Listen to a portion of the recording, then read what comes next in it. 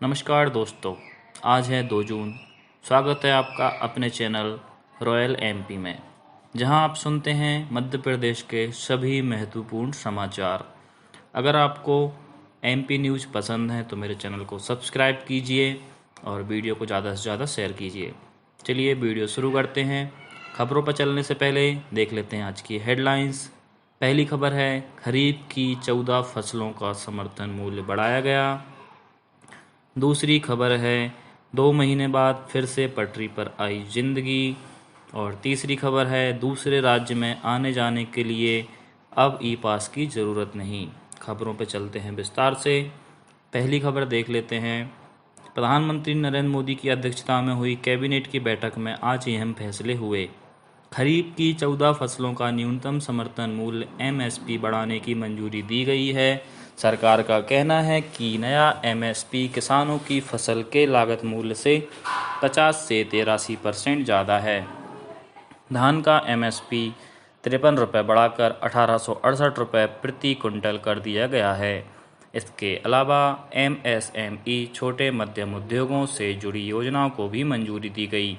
मोदी ने कहा, जब हमने आत्मनिर्भर भारत अभियान लॉन्च किया तो हमने केवल एमएसएमई सेक्टर की परिभाषा ही नहीं बदली, बल्कि ऐसे कई प्रस्तावों को भी लागू किया जिससे इसका प्रारूप बदला जा सके। यह लघु और मध्यम उद्योगों को मदद करने में कारगर साबित होगा। इससे रोजगार के कई अवसर पैदा होंगे। किसानों के हितों के लिए सरकार हर साल न्यूनतम समर्थन मूल्य घोषित करती है। अगर फसलों की कीमत गिर जाती है तब भी सरकार तय एमएसपी पर किसानों की फसल खरीदती है ताकि उन्हें नुकसान नहीं हो। सरकार एमएसपी तय करने के बाद सरकारी एजेंसियों के जरिए अनाज और दालें खरीदती है। इसका इस्तेमाल गरीबों को राशन बांटने में किया जाता है। अब 250 करोड़ रुपए तक के टर्नओवर वाले बिजनेस मीडियम एंटरप्राइजेस कहलाएंगे। पिछले महीने घोषित किए गए 20 लाख करोड़ के पैकेज में एमएसएमई की परिभाषा बदलने का ऐलान किया गया था। कैबिनेट ने इसे भी मंजूरी दे दी है। सरकार छोटे और मध्यम कारोबार के लिए समय समय पर सस्ते कर्ज समेत कई रियायतें देती है। अब 250 करोड़ रुपए तक के टर्नओवर वाले बिजनेस को भी मीडियम एंटरप्राइजेस के फायदे मिलेंगे। एमएसपी बढ़ाने और मीडियम एंटरप्राइजेस का दायरा बढ़ाने के साथ ही पिछले महीने घोषित किए गए आर्थिक पैकेज से जुड़ी योजनाओं को भी मंजूरी दी गई। अर्थव्यवस्था पर कोरोना के असर को देखते हुए सरकार ने पिछले महीने 20 लाख करोड़ रुपए के पैकेज घोषित किए थे, जिनमें किसानों, गरीबों और छोटे कारोबारियों को राहत की योजनाएं घोषित की गई थीं। कुछ घोषणाएं इस तरह हैं। छोटे मध्यम उद्योगों के लिए 50,000 करोड़ रुपए का फंड ऑफ फंड्स मंजूर। आर्थिक दिक्कतों से जूझ रहे एमएसएमई के लिए 20,000 करोड़ रुपए के कर्ज की स्कीम मंजूर। एमएसएमई की परिभाषा बदलने की मंजूरी।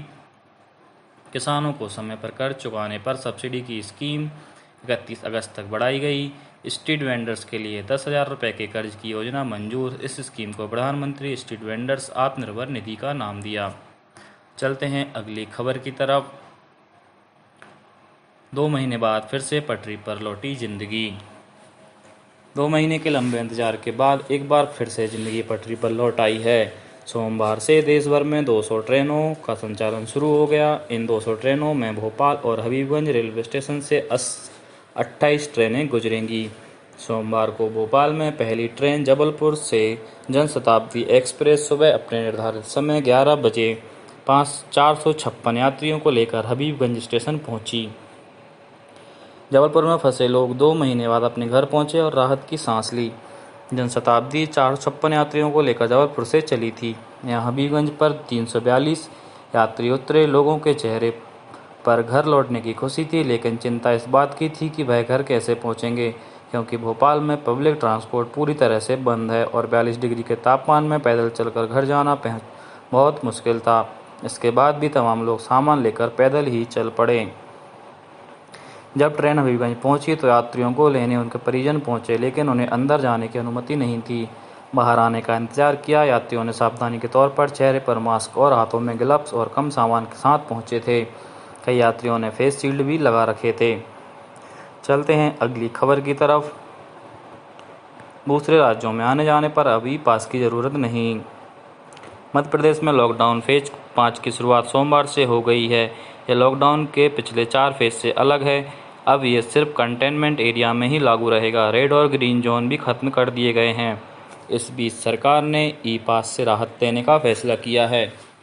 अब प्रदेश से बाहर आने जाने के लिए अनुमति की जरूरत नहीं होगी। वहीं स्वास्थ्य मंत्री नरोत्तम मिश्रा ने कहा कि मध्य प्रदेश में कोरोना इंदौर से फैला है। दुबई से इंदौर फ्लाइट नहीं आई होती तो यहाँ कोरोना नहीं फैलता। इंदौर में 24 मार्च को पहला केस मिला था। कारोबारी गतिविधियों को पटरी लाने के लिए कई पाबंदियों को धीरे धीरे अनलॉक किया जा रहा है। कंटेनमेंट इलाकों में 30 जून तक लॉकडाउन जारी रहेगा। भोपाल, इंदौर, उज्जैन में नगर निगम सीमा के भीतरी निजी और सरकारी दफ्तर कंटेनमेंट को छोड़कर 50%, जबकि बाकी प्रदेश में 100% कर्मचारियों के साथ खुल सकेंगे। कर्मचारियों के लंच का टाइम अलग अलग होगा। सार्वजनिक बसें इंदौर, उज्जैन, भोपाल को छोड़कर बाकी संभागों में 50% क्षमता के साथ चलेंगी।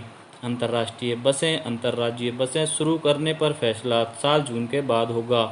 65 साल से ज़्यादा उम्र के लोग, बीमार व्यक्ति, गर्भवती महिलाएं, 10 साल से कम उम्र के बच्चे बिना स्वास्थ्य कारण के बाहर नहीं निकल सकेंगे।